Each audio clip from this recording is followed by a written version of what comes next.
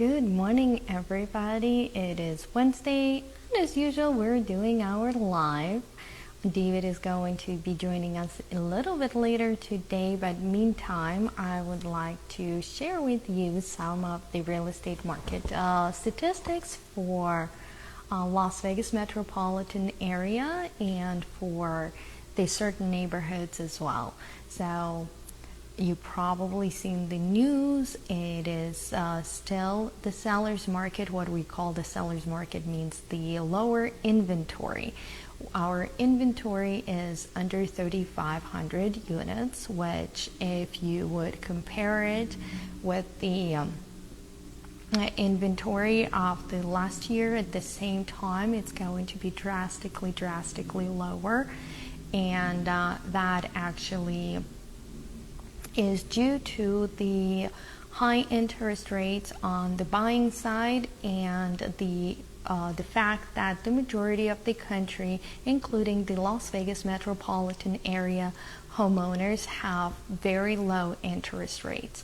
So there has been a new stats that came out recently that is actually going to say that 92% of the country, 92% of the homeowners in the United States, their mortgage is below 6%. And to give you the perspective, right now, the 30-year fixed mortgage, you're looking at 6.89 or higher, depending on your credit score. But anything below 6.9 for the conventional 30-year fixed, you would have to buy it down. So you will have to pay extra to get a lower interest rate. So back to the statistics, we have 92% of the U.S. homeowners that have the interest rate of 6% or lower. We have 82% of the homeowners in the country whose interest rates are lower than 5%. And 62% of the country, their interest rates are below 4%. And the lucky 24% of the country, they have the interest rate of 3% or below. So that is the number one reason why we have this stale market, what we call it. So pretty much the homeowners are not highly motivated to sell their homes. And for that reason, nobody is in a rush to jump from a 3 or 4% mortgage rate into 7% mortgage rate. That's why most people are, unless they're really forced to sell, which is due to relocation, due to some changes in their familial status or the number of family members, they are not going to rush into selling their homes or putting their homes on the market. What happens in this situation? In this situation, we usually tend to put more pressure onto the new home builders. Why? Because they are inventing the inventory. They're actually putting more inventory into our market. And we're happy to announce that there are plenty of new home builders here in Las Vegas metropolitan area, pretty much building everywhere. We have the builders building in Summerlin, Southwest, in Northwest, in North, in Henderson. Like there's an extensive amount of building going on in Blue Diamond area, in Inspirata, and Cadence, and we have the vast majority of the nationwide builders who are building great properties, anything starting from the condominiums to the multi-gen homes. Yes, there are still builders who are building multi-gen homes. They're not that easy to find, but if you need one, you can contact us and we will happily introduce you to the builders who are actually building the multi-gen homes. So let me talk a little bit about the new home builders and why we're going back to the new home builders in the times of the low inventory. So for number one reason why we would go is the obviously they do have inventory. Now guys, remember that there are two types of builders. There is builder that is building to sell, so they're selling the ready to go product, and this is where you don't have the options. You just come and you will have to buy whatever is available. You cannot pick your granite, you cannot pick your colors, your floors, or anything. They already built the product before you came to them, so you just you pretty much can close really quickly. You can close within 30 to 60 days with those builders, with those objects, and you can see exactly what you're buying. And then there is a second type of a builder, which is called an option builder. This is when you come to the builder, you see the model home, but in reality you're going to purchase a lot, and all you're going to see, if you're lucky, is the dirt lot that you're going to further purchase. And based on the model home that is modeled out in the community, you would actually get an idea what your final product is going to look like. So you're going to buy a model, and you're going to wait an average wait for Las Vegas builders here, and I'm not talking about the custom homes, I'm talking about the track homes. So those builders are going to make you wait anywhere between 6 to 9 months. And that said, there is another positive thing that we experience with the builders right now. A lot of builders have the incentives for the buyers, and some of them, obviously at a different period of time, those incentives are different. But right now, we have builders who are offering the interest rate for the owner occupants as low as 5.25, and that is the interest rate that you don't have to buy down to. It is actually the interest rate if you qualify for their loan. So if you have a clean profile and you can qualify for a conventional loan, for an FHA or VA loan, and if you qualify with any lender, you should be able to qualify with the builder as well. So if you qualify, you can go as low as 5.25, which is actually a great deal without paying anything extra. And this is the builder's incentive. The reason the builders got those incentives, they bought those rate buy downs in bulk a year ago, and right now actually most of the builders are going to keep those low interest rates, those who have the incentives. They're going to keep those interest rates probably till the end of August. So if you are interested in getting a house with the low interest rate and not paying arm and leg for it, why? Because if you go to a bank across the street, like to your Bank of America, Wells Fargo, and ask them how much it's going to cost you to buy down from the current par rate. So par rate is the one that is going on right now that you don't have to pay anything for. How much it's going to cost you from the par rate to 5.25? That amount is going to be around 20, it could be close to $30,000. So, and the $20,000 to $30,000 are actually the incentives our builders are providing to the home buyers right now.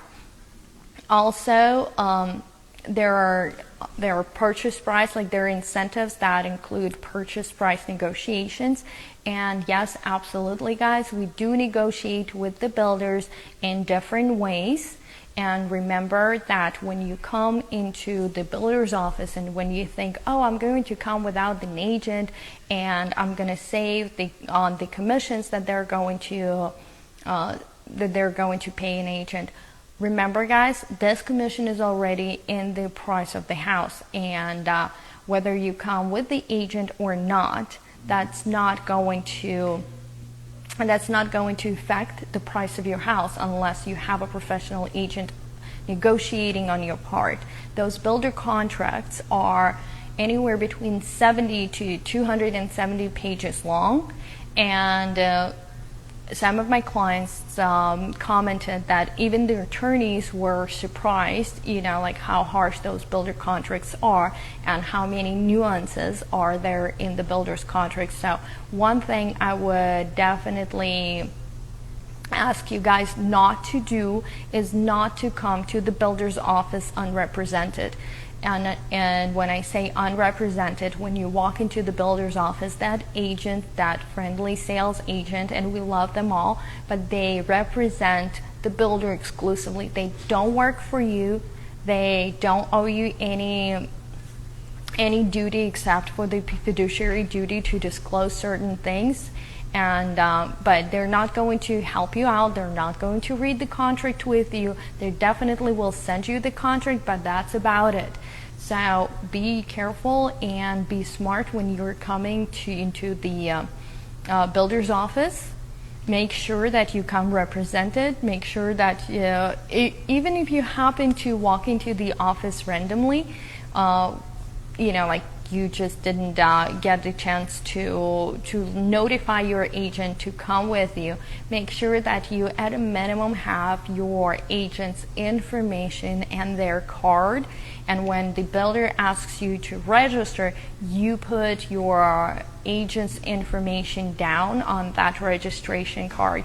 The reason for it is that if later on, if you register with the builder without me, and then later on you call me and ask me to start negotiating your contract, the builder will not allow me to do so, and I cannot break the rules. So for that reason, guys, please be smart and be proactive ahead of time when you're walking into the builder's office.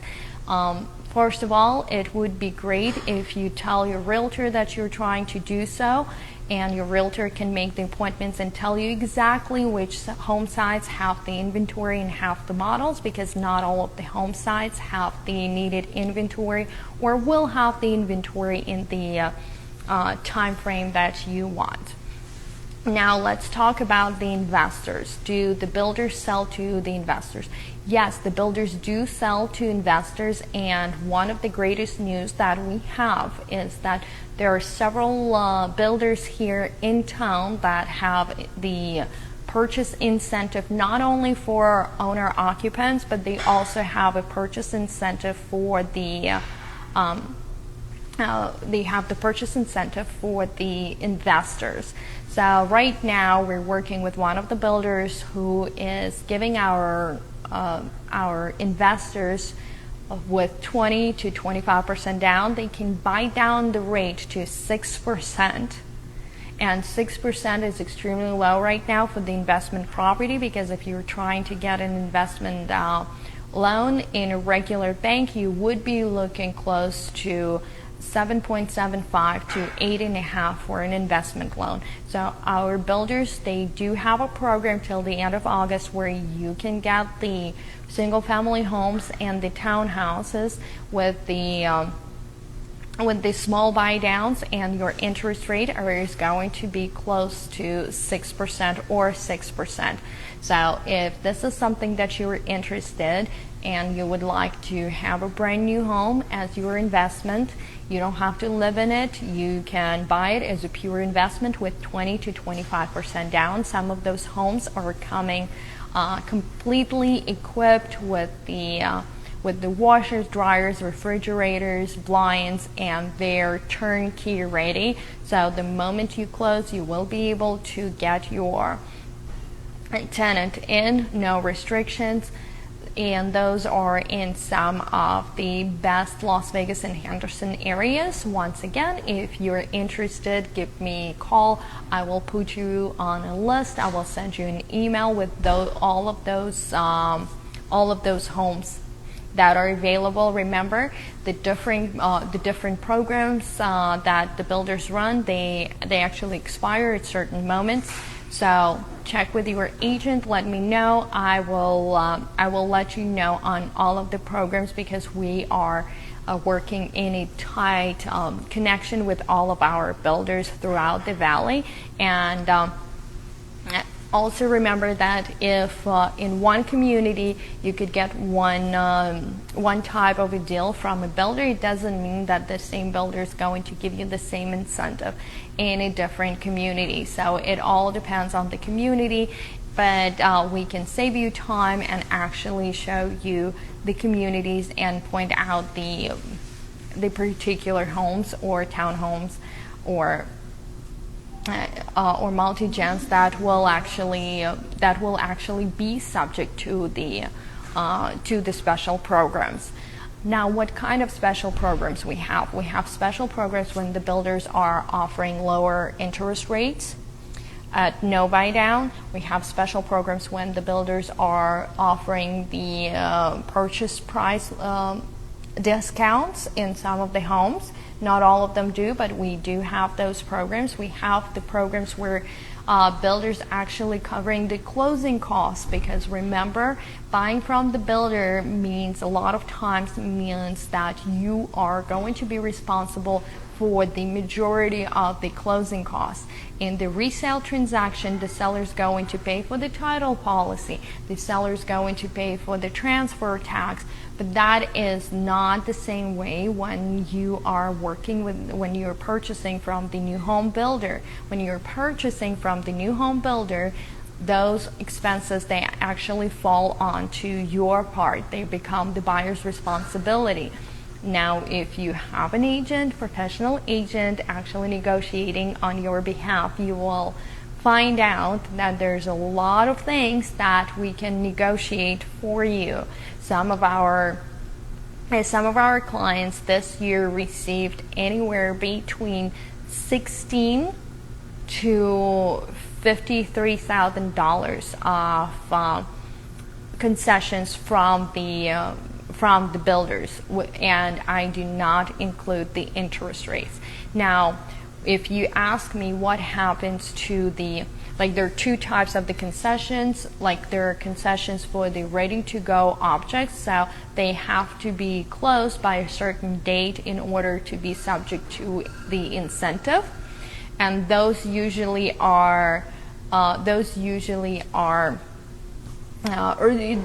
run until August 31st or so. But then there's another type of a concession that is going to be, or incentive that is going to be a part of the contract, and that incentive actually is the incentive where the builder guarantees that they're going to give you a certain amount of money for the rate buy down, or pay certain closing costs no matter what the rate is going to be. And those are mostly used by the builders who don't, those builders that don't have the inventory, the standing inventory at the moment, and they're actually going to build your house. So guys, that is very important to know that, here's David. Let's let him join us.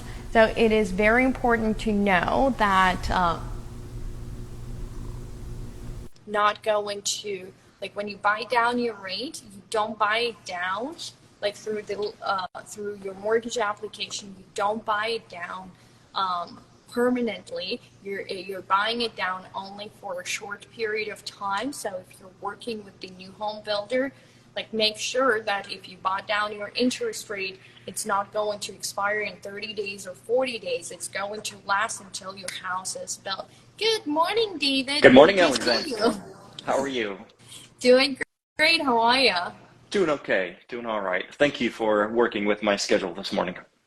No worries. We know that things happen, life happens, and we're glad that you got to work everything out with your coaches, with your clients, and we can't really wait for you to tell us about the HELOCs. And the reason why I wanted to talk to you about the HELOCs, and I started this video was with the saying, like with the stats, that right now we have 92% of the nation that has interest rates below 6%. We have 82% of the nationwide homeowners whose mortgage interest rates are below 5%. Okay. now I'm not relying on my memory anymore. 62% of the homeowners have the mortgage interest rates of 4% or less, and 24% of the homeowners have the mortgage rates of 3% or below. So that said, people are not in a rush to come out of their low interest rate mortgages and jump into 7% interest rate. But people still need to buy, and people still believe that owning real estate is one of the best things that you can have in order to start building your generational wealth. So, David, what kind of solutions and why are we saying that considering a HELOC could be a great option for those who want to still buy other properties or invest? Okay, so our topic is HELOC, I understand. So I'll stay around the HELOC. It doesn't have to be HELOC, but I did wanted you to explain to our listeners, like how owning and how having a vast equity in their current homes can be helpful to them. And I wanted you to share what kind of options our listeners have, because as you can tell that, let's say 82% of our listeners have the mortgage that is below 5%, which in today's market, it is great. They also have huge equity in their homes, but what do we do with it? Obviously, nobody wants to sell the houses because our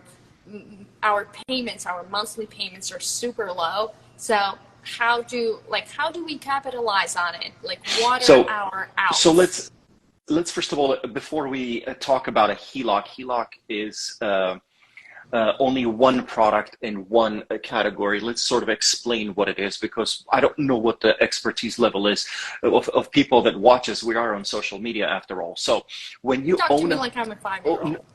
Not to you, obviously, but to our audience, because we may have 5-year-olds. So when you, first of all, the first thing you could do with a home is to buy it.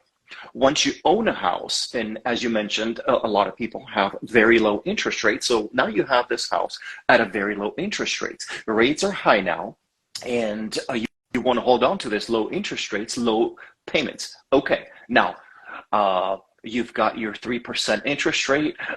Rates today are 7.5, give or take. But you also have a 23% or a 28% annual APR credit card debt. A bunch of it. Lots of people do. And there is actually, Barry Habib has this graph where the credit card debt actually, with this inflation, with this economy that we have currently, is growing in the nation. So people are amassing more and more credit card debt. Okay, so one of the things that people have done is, as you bought your home and your home has appreciated, the word is called equity, which means your outstanding balance, whatever you owe to the bank, and what it currently is worth on the market. This difference is called equity. And the home value. Yes, and the home value So you can borrow against this equity. You only owe $200,000. You have a $500,000 house. You have $300,000 equity. You can borrow against it.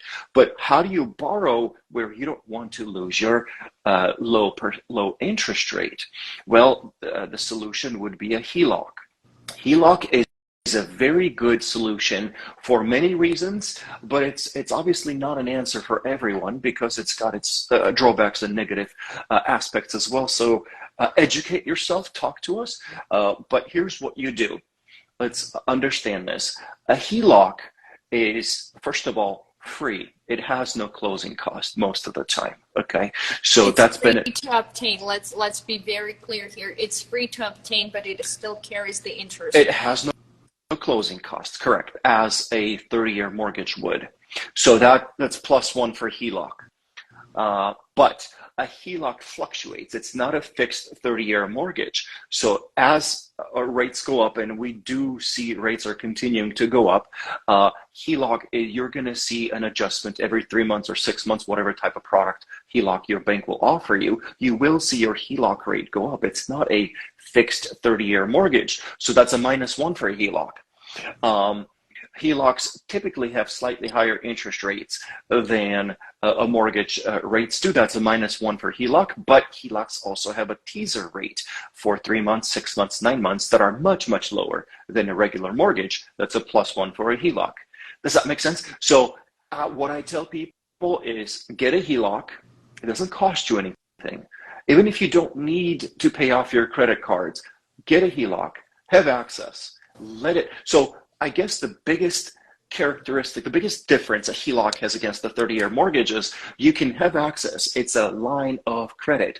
We could say HELOC all we want, but let's understand what HELOC means. It's home equity line of credit. Okay, HELOC, home equity. So it's a line of credit. Line of credit by its nature means you have no payment until you use it. So you could have access. You could have a $100,000 HELOC available to you and you have zero payment because you haven't used it. Let it sit there. I tell every single one of my clients, go get a HELOC. If you have the discipline not to use it, go get a HELOC. It doesn't cost you anything. Have access to it for the rainy day, to pay off credit cards. God knows, for so many reasons. Now, HELOC is not a good solution to add a bathroom to your home or whatever, a big construction, a long-term expense, because HELOC is always going to keep going up. The interest rate is going to keep going up.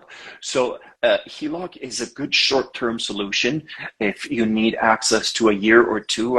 It's my opinion. HELOC is a wonderful option.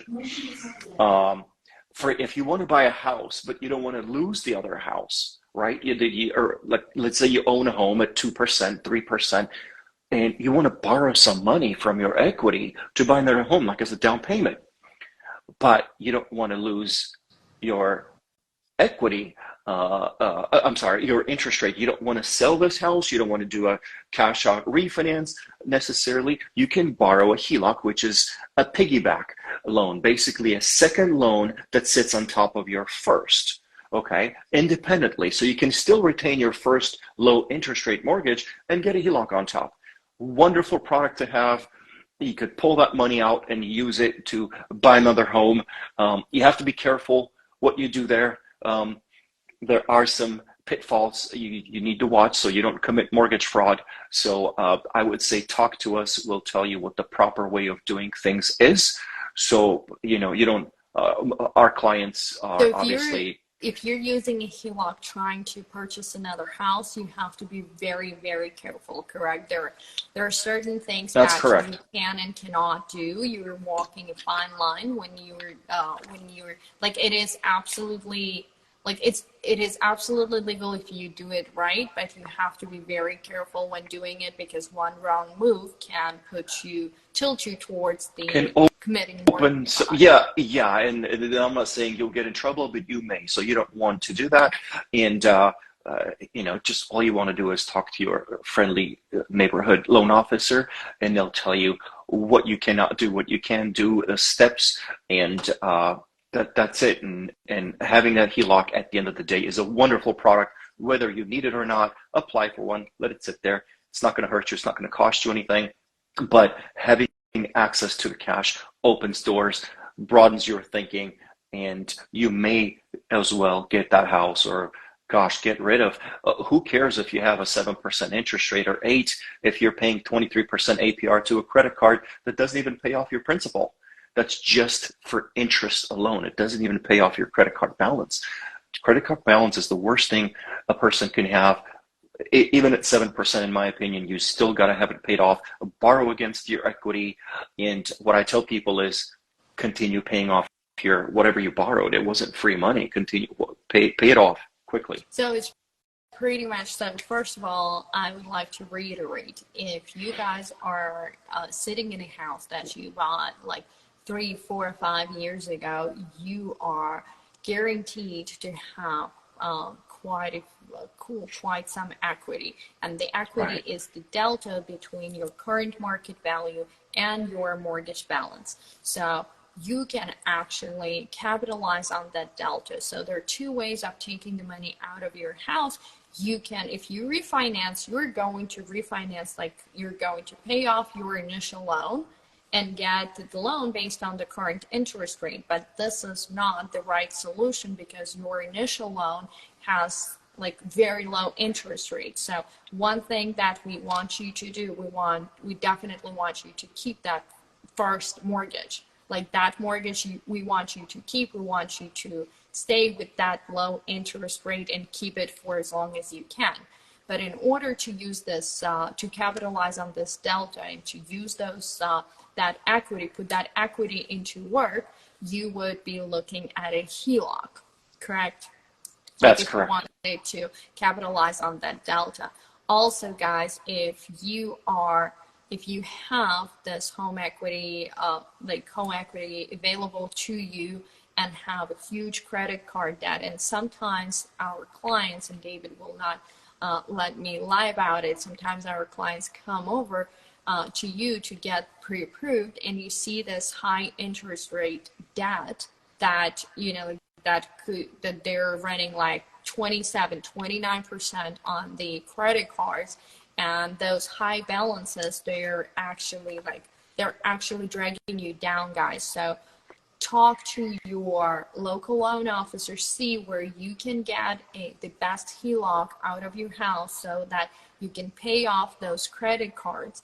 And if you need to, use this HELOC, this line of credit from your house, as the credit card if you need to, and pay it off at a lower interest rate. We're talking about like 1/3 of the credit card interest rate, correct? Like it's half or 1/3 of the credit card interest rate.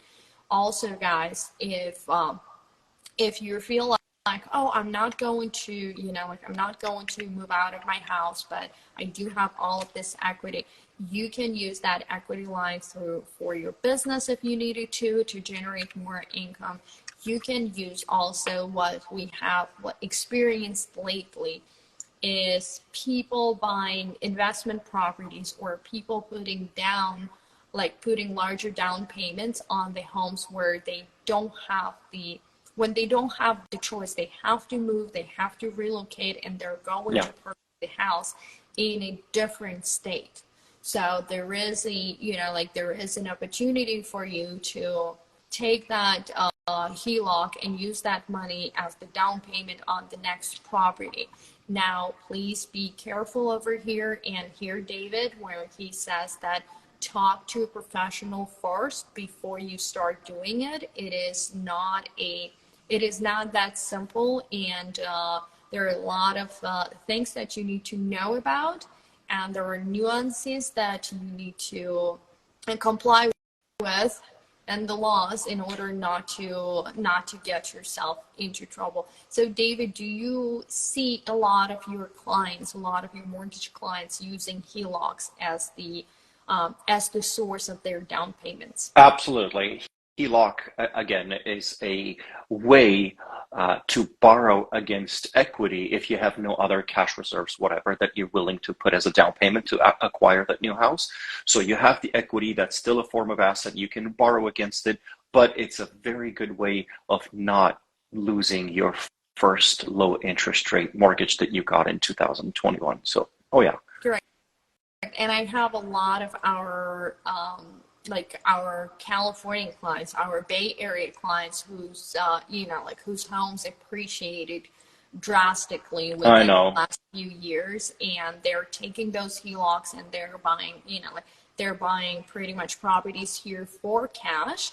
And I know this is not something that that you would want to advertise, but we have to tell people that this exists as well, because when you're obtaining a regular 30-year mortgage, you have closing costs, and those closing costs could be $5,000 to $7,000, if not more.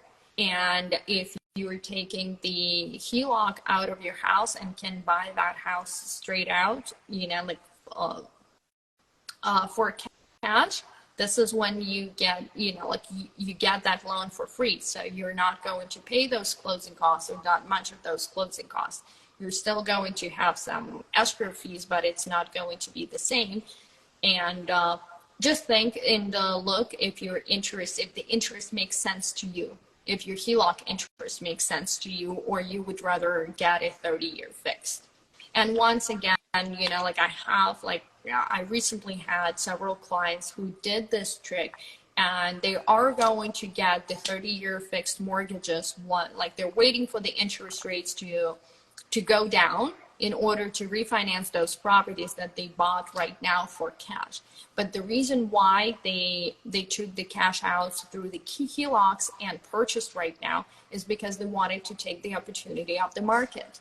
Like, because even with the lowest inventory, even with our 3,500 units of single family homes this month, we still have some motivated sellers. We still have sellers that need to sell. So there's still, with the right and proper negotiations, there's still great deals out there, and there's still very reasonable prices.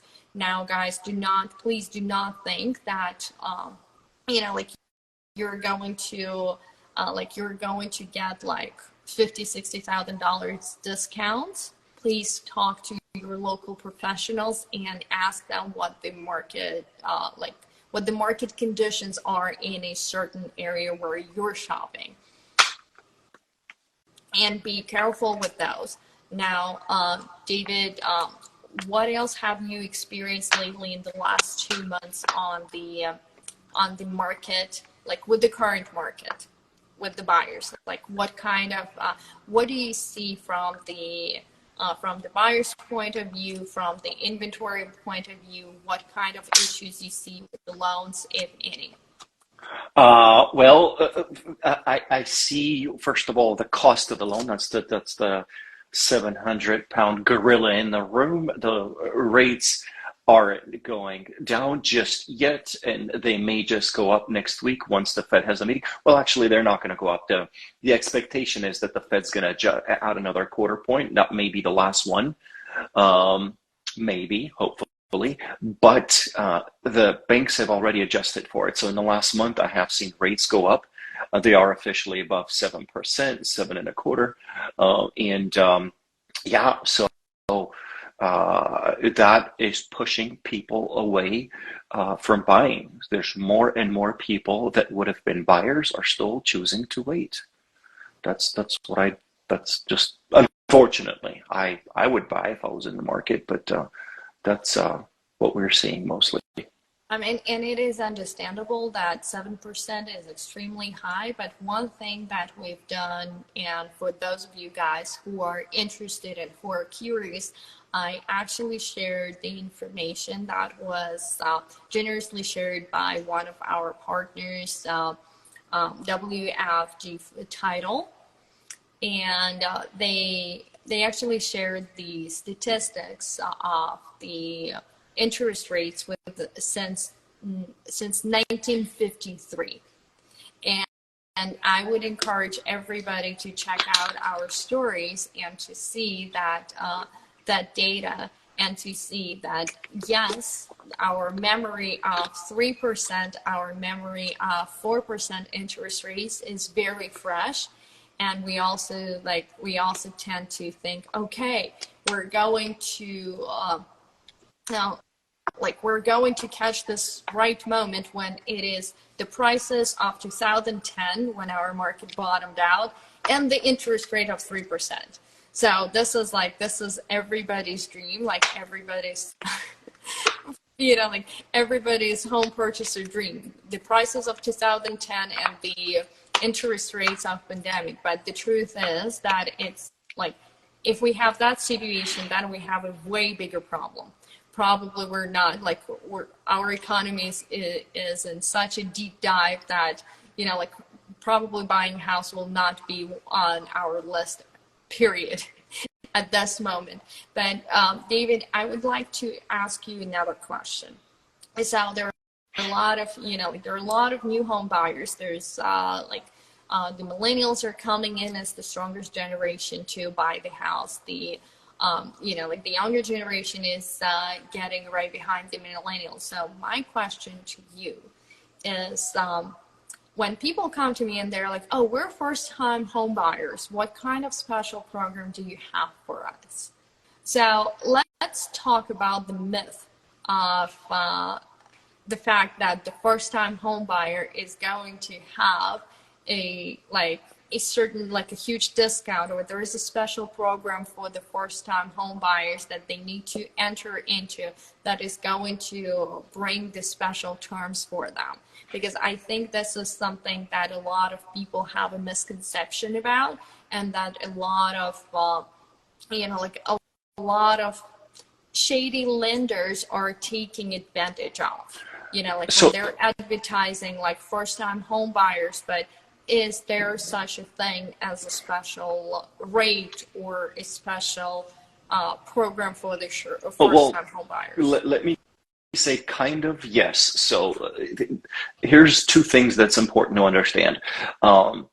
Number one, and the biggest thing that I want to tell first-time home buyers, if you've never owned a home, if you've never been responsible for $250,000 or $500,000 of mortgage, you've never made a mortgage on time and have been consistent in your mortgage payment, responsible time after time, you shouldn't think that you're a really attractive client for the bank. So you're not. So being a first-time home buyer is not necessarily a badge of honor. There's nothing wrong with it. Everyone has to breach. We all have passed that, but that's not necessarily. It doesn't give you privilege, correct? Not necessarily. Home buyer is not. However, since we live in a democratic society and we have to help out those that cannot buy a house, and then we have to help out the societies become homeowners, and there's nothing wrong with that. There are some programs where Fannie Mae especially has a first-time homebuyer program where instead of the traditional minimum 5%, you could put 3% down and buy a house. So FHA requires 3.5%, Fannie Mae requires 3%. That's minimum down payment. And what some state agencies have done, for example in Las Vegas exists, is Nevada Housing Authority will give you a sort of, it's not actually coming from the state of Nevada, it's coming from U.S. Bank, who has came up with this program. They will give you the grant if you pass a certain list of requirements, so not everyone qualifies for it, but it is beneficial for some people that do fall within this very narrow credit income window, and they can buy something. It's not going to be obviously $1 million house, but it's something. It's something to help people own a real estate where otherwise they wouldn't have the down payment, and that's a positive thing. That's a good thing. And it is wonderful from the standpoint of a realtor who works with both buyers and sellers. I must add to it that if we use a special program when financing, and especially when the special program involves that the buyer will be getting a certain amount of grant or a certain amount of funds provided by a special financing program, and the buyer would not qualify unless they meet this program, they meet this program criteria.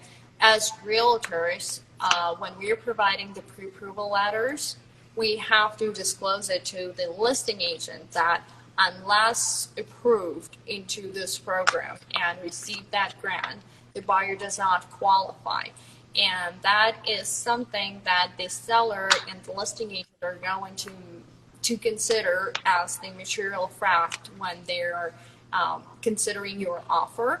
And it might play a good or it might play a bad role, and it can fire against you if the seller sees that you're not going to qualify unless you get this grant.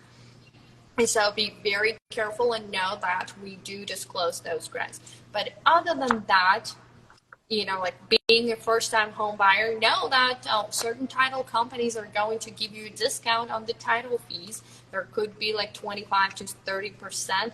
But honestly, being a first-time home buyer is not is not going to be extremely special or bring you a huge benefit.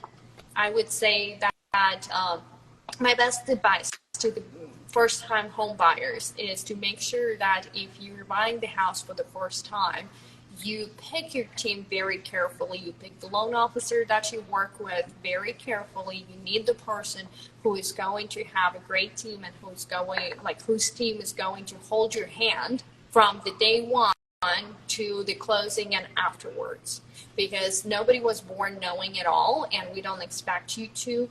But once you pick your team really well and you have the great loan officer, you have the great real estate professional representing you, this is 90% of success rate in your transaction.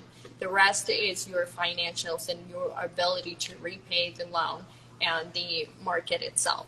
But for the first-time home buyers, please remember that this window of opportunity to get some grants, which might or might not be available, is very, very, it's very, very slim. But right now, actually, today's market is still very accepting, and it is still very providing for the first-time home buyers. Because David, from your clients, what would you say would be within the 7 months of this year, how many people were the first-time home buyers and how many people were the repeating buyers? No, I don't have that number. I don't have that number.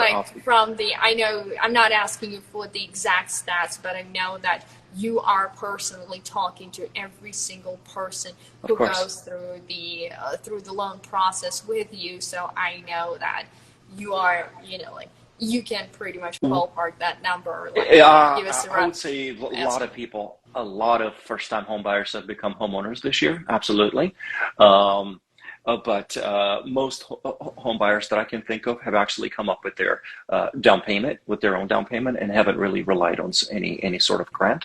But we've served many first-time home buyers this year. So, and I'm glad, because they don't have the memory of 2021, and that is not holding them back. They just want to become a homeowner.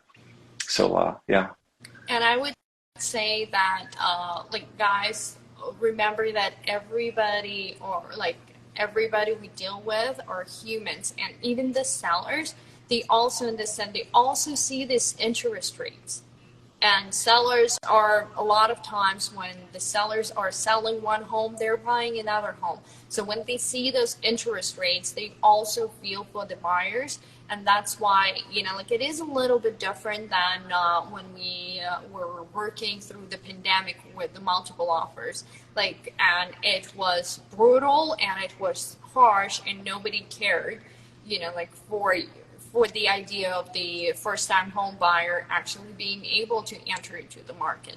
So right now it's a little bit different. We're still finding a lot of sellers who actually understand the situation, and they feel for the, they feel the pain of those home buyers, first-time home buyers, that they have to enter into this home ownership at that high of an interest rate, but at the same time, we also ask you guys, if you believe that if you never owned a home, but you have a strong belief, or you heard it somewhere, or somebody persuaded you that that you have to have 20% down, it is absolutely not true for the first-time home buyers that you have to have a 20% down payment. That is not true, and please do not steal the chance of home ownership from yourself if you're trying to save up the money for the 20% down payment. David and I just had a situation the other day where we had to, one of our clients has to lower his down payment and enter into the mortgage with the mortgage insurance. But when you calculate the numbers, it made perfect sense for our client to do so. And guys, it is, we're not trying to explain it all over the over the live video, because it gets a little bit more complicated and you have to put it on paper and you have to put the numbers together. But the truth is that you can, this right financial decision and this calculated financial decision that you can possibly make should be made with the professionals at your side, and it should be made where you have all the numbers presented to you correctly. And remember, guys, you have options. You have options, and it is only through the consultation with the proper loan officer that you can get those numbers on the piece of paper, put them where they belong, you know, and compare your options and see all of your options before you can make a decision. And even though for some inexperienced people, it would sound like, oh, why would you pay mortgage insurance?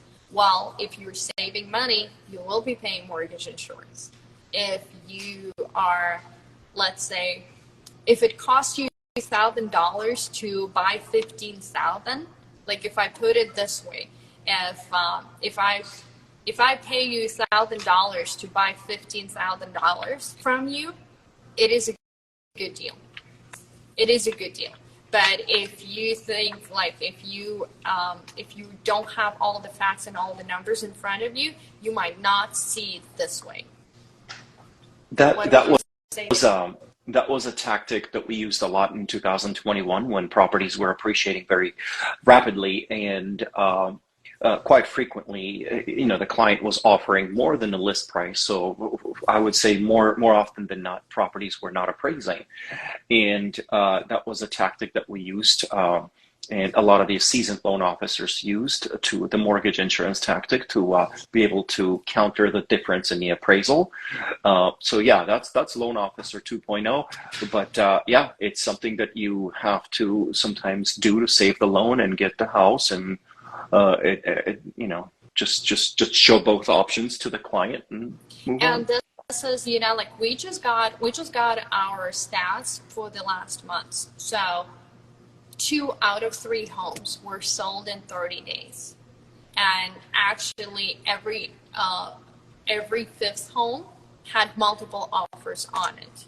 So it means every 5th home was in high demand. So when we're entering this market, the lower our inventory gets, you know, like, and the more we get used to the current interest rates, what we're going to experience in the market is we're going to experience this exact thing, as if we have multiple offer situations, we will have to face this this fact that we will be coming up with the cash difference between the appraisal value and the purchase price. Because guys, most of the time in the multiple, like most of the time, in 90% of the time, probably in the multiple offer situation, we're going to have cash is going to win, like the quick closing, and cash will win.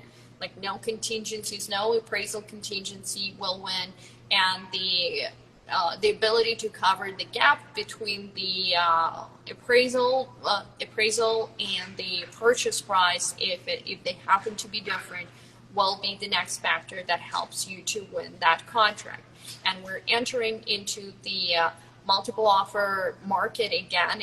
We're entering into a very strong seller market. So you need to make sure that those scenarios are available to you. If you were putting like 20 or more % down, even if you're putting 15% down, your experienced loan officer is going to show you the numbers and show you how they work in order to, in order for you not to bring more money to the closing, but at the same time be able to purchase the house and keep the, right. keep you in the contract. And why I'm saying it is that when we're, yes, it's never a pleasant situation when your appraisal comes below the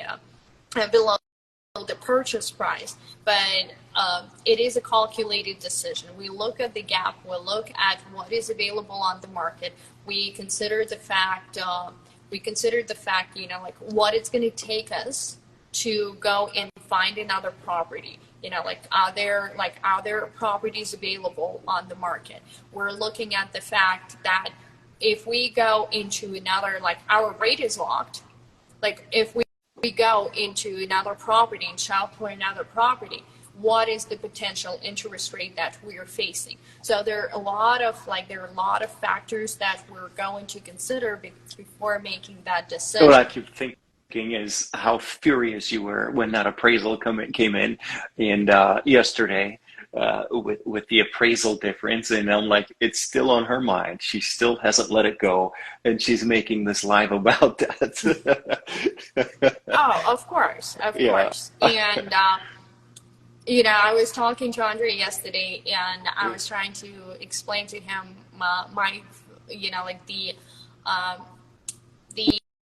we'll get rid of that appraisal. He's not going to work for us anymore.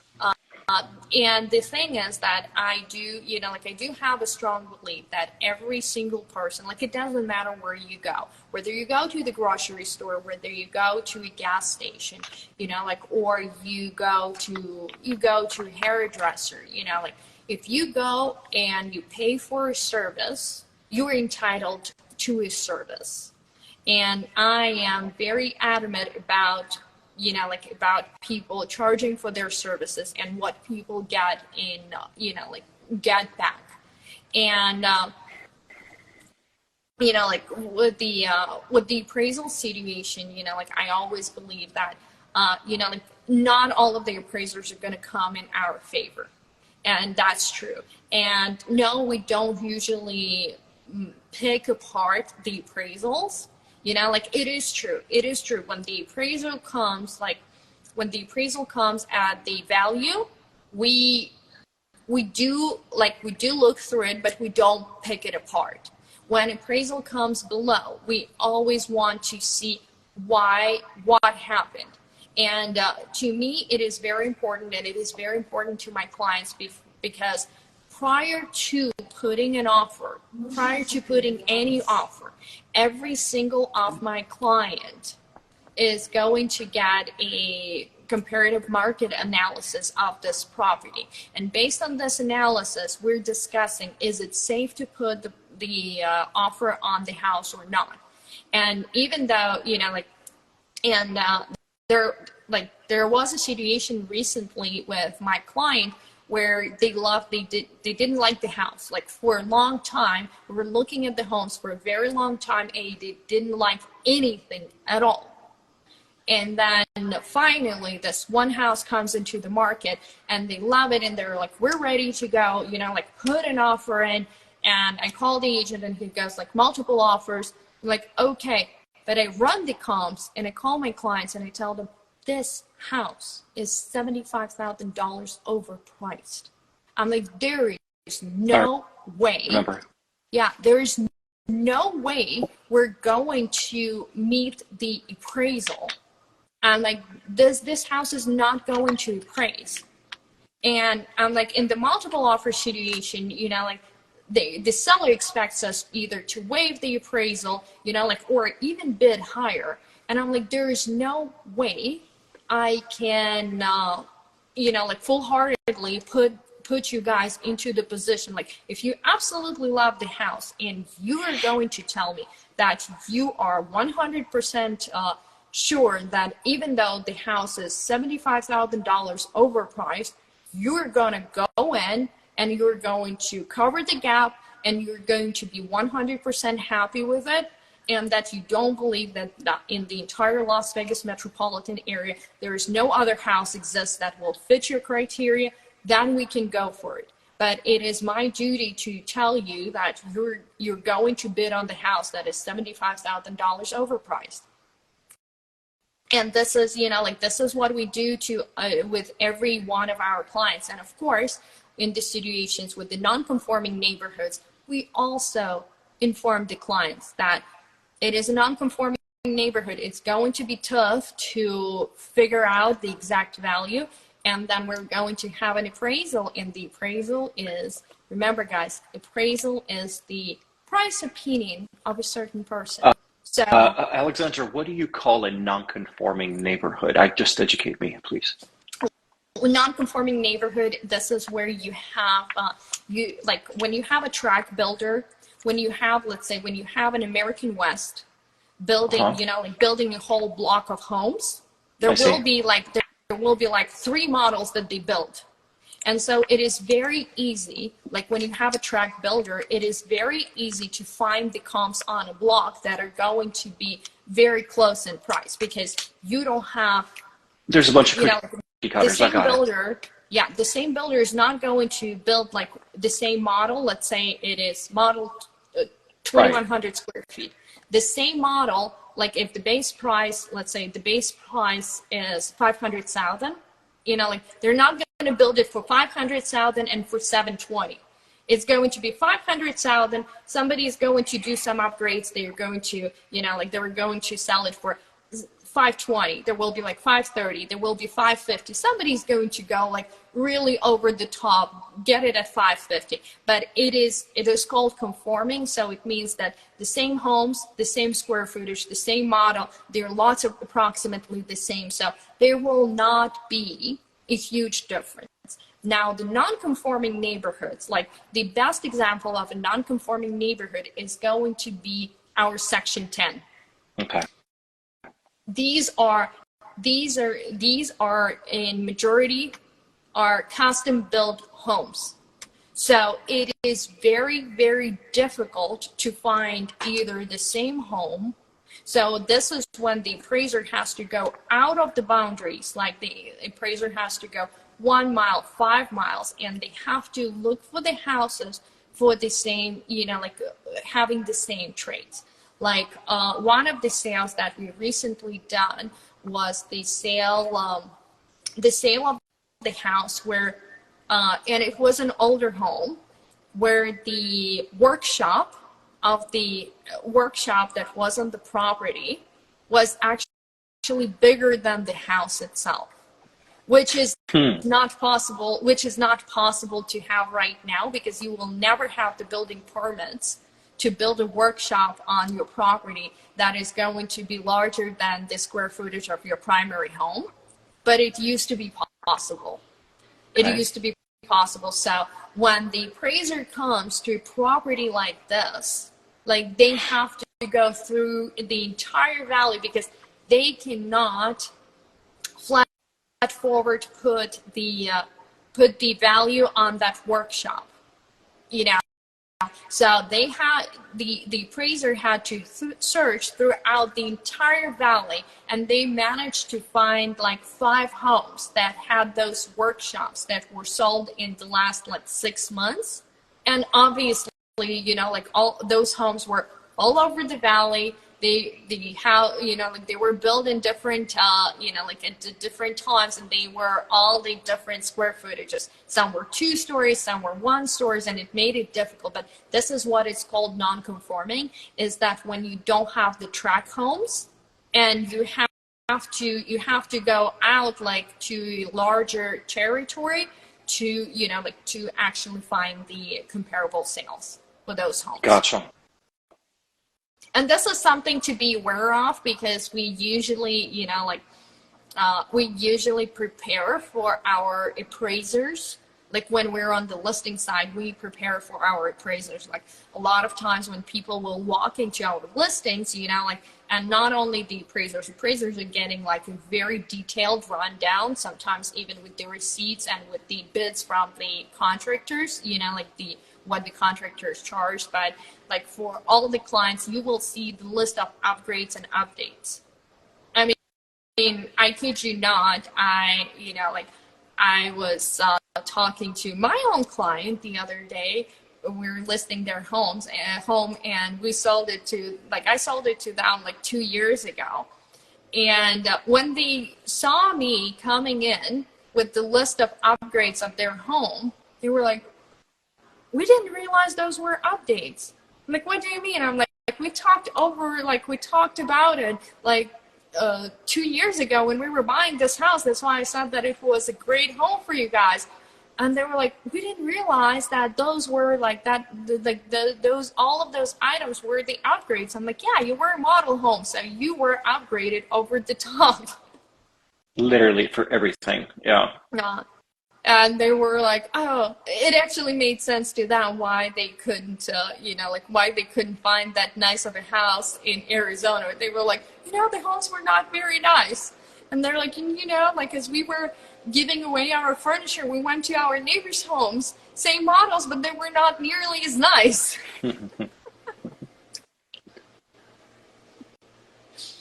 So, but those are the things for our viewers, for our, for the buyers and the sellers to watch out for, because sellers market, as much of an excitement it brings for those who have to sell, I would tell you that selling in this market and getting the value is going to be more and more difficult, because selling during pandemic, when the interest rate is 3% and people are not scared to throw a little bit more money on top of that appraisal, is one thing. Right now, trying to sell the house in the market where we have the interest rates that tilted over 7%, that is a totally different market. That is a totally different market, and I will tell you more. It doesn't matter how experienced your agent is. We have not had this situation before. We have not had the situation where our rates doubled over the period of now it's like 2.5 times, correct, over the period of 18 months. We have not had this situation in history. Look at that, look at that post that we made starting from 1953. We have not had the interest rates double in such a short period of time. We had not had it happen. We had not had, all those closing costs that banks keep on throwing at us, making it more and more expensive every single day for our poor buyers to get into the home. And guess what? Right now, there's a big lawsuit going on where they will try to shift the buyer's agent commissions onto the buyers. This is the next big thing that right now is under the consideration, thinking that now on top of all of the closing costs that the buyer has to pay for their loan, they will have to pay for their representation as well. And that is not something that you guys will be excited about, or that is not something that will make the buyer's side or purchasing easier. They're saying that it will most likely be allowed to be financed into the loan, but I would say, drop our interest rates first, guys, so we could add more expenses into the loans before we could actually implement something like that. Needs a lot, I think. What is that it? Will benefit the internet companies a lot, the likes of Zillow's, Redfin, but that's not going to result in better service for home buyers. I don't think. Absolutely not. Absolutely not. And I keep on telling guys that once you go through the smooth transaction, you get this illusion that, oh my God, it is so easy. I have people who are getting real estate license. I know people I'm interviewing for the I'm interviewing agents. Yeah, no, I'm interviewing agents to join the brokerage. So, and I have these newer agents who are coming to the interview, and they're telling me, oh, I bought my own house and it was so easy. So I figured you guys get paid a lot of money for not doing too much work or not shaving, not too much of a work. So he's like, I decided to become a real estate agent myself. I'm like, so how is it going? And he's like, oh, it's not that easy. I'm like, and do you actually comprehend the responsibility that you carry on top of it? Do you actually comprehend that, yes, it is your buyer's earnest money deposit, but do you comprehend the the understanding that you are, like, your actions are actually can either protect or put in jeopardy your buyer's finances. And I know that, like, one of the things why my clients, majority of my clients working with you and your team as, like as our partners, is because you guys are just as furious and as adamant about protecting our clients' earnest money deposits.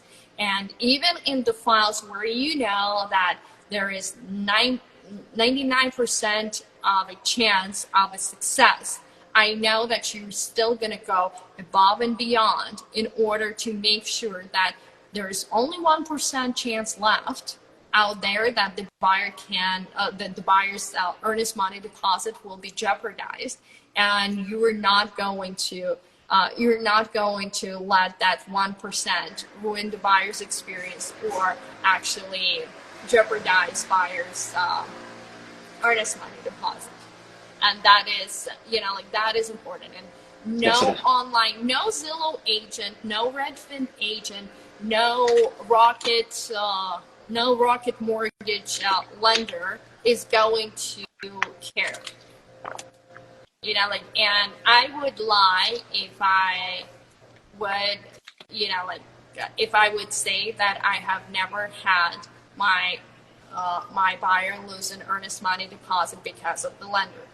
I actually had, I don't know if I should or should not mention the name, but I had, it is a very big VA lender. It is an online lender, VA lender, and a lot of VA borrowers use them. But early in my career, I had this absolutely disgusting experience where the earnest money deposit of my client was lost because the loan officer did not have the courage to tell the buyer that they didn't qualify. And not only they did not have the courage to tell the buyer, they went silent a week prior to close of escrow. And we could not, for the sake of God, get hold of I don't anybody. care if you mention their name as long as it's no one local. Welcome to I don't know, throw them under the bus. I don't know if they're local or not, but it is one of the most popular VA buyers. I'm sorry, VA lenders. Gotcha. VA lenders. And they absolutely lost my buyer's deposit, and they did not even give us a chance to take that earnest money deposit out. The seller was extremely nice. Even the listing agent was trying to contact the lender, and guess what? A week after the closing, and we even had the extension done. The seller gave us an extension, and a week after the closing date, the lender surfaced and said, "Oh, you don't qualify." And this is where it was brutal. We had to cancel, and we had no, we had no out of, of keeping it all together. Right. And that is, that is horrible. That is horrible because we could have, and it is not that easy. It is not that easy to keep a earnest money deposit of the VA buyer. We can, for the VA and FHA, their earnest money deposits are very well protected. But due to the, due to the sloppy work of that officer, we could not protect the deposit. And on that positive note, you don't want to end on that. So the topic of your conversation was HELOCs. HELOCs are an absolutely wonderful tool. If anybody, my suggestion to my clients is everybody should have a HELOC. It doesn't cost them anything. Get HELOCs. Guys, talk to me, call me, even if you don't need the money. There's no cost. You may in the future. And so that's I guess the topic of the day. We kind of veered off, but That is the topic of. And David, can I also ask you for something in regards Please. to the HELOCs? I know that a lot of times it is easier for the guys to, like, first of all, do you have a HELOC product? We have a couple, yes. So, but a lot of times it would be easier to get a HELOC from your local credit union, and I know you have a connection with a lot of those. And I know that, you personally gave me several credit unions to work with in terms of the HELOC. But why would people why would I encourage everybody to talk to you before getting a HELOC, especially if they're thinking of buying a property and getting a HELOC? Well, if the HELOC I want everybody to be cautious about it. If the HELOC is the better option for them, then I have sent so many people to first of all, I would see if I have a better product. With my HELOCs, we have really good HELOCs, and we have a really good process, a painless process for clients. But with our HELOCs, you have to withdraw at least 75% of the balance. We don't have a HELOC where you just get the HELOC and let it sit there with not withdrawing. We don't have that. So, but if that's what you need and that's the better financial solution for you, I have relationships with some credit unions and I will refer you to them. So again, talk to us and I will look at your situation. If referring you to another lender is what's best for you, I will. If I have a better product for you, then we'll offer you those products. Talk to us, talk to us, talk to us. And especially if you're intending to use that HELOC proceeds, like HELOC money, for the purchase of another property.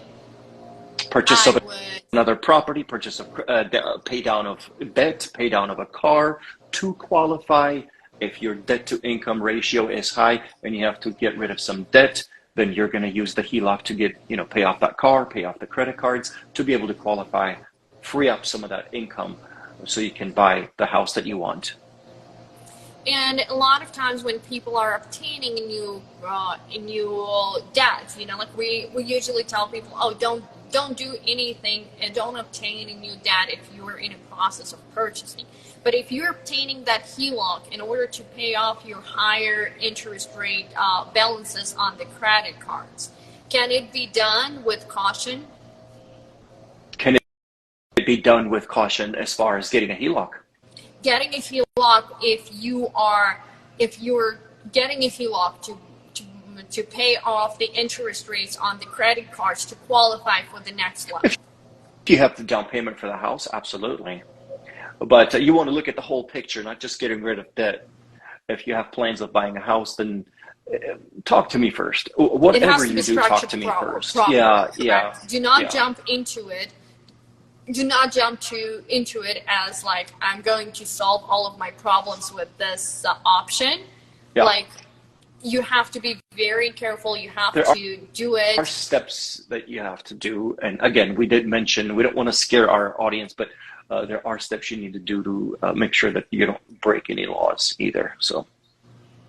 Exactly. So there are a lot of pinpoints that you're supposed to consider before doing it, and when done under the guidance of professional, you guys can absolutely benefit from it and have yourself a great deal. And David, as always, thank you so much for joining us. Thank you for sharing your your insight on the HELOCs and on everything that is going on in today's market. As usual, we're not predicting the interest rates. We're just helping you guys understand what kind of options and what kind of opportunities you have in today's market.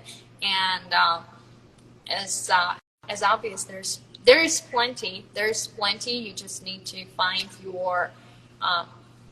find your team to work with so you could see the opportunities for yourself. That's correct. Thanks, Alexandra.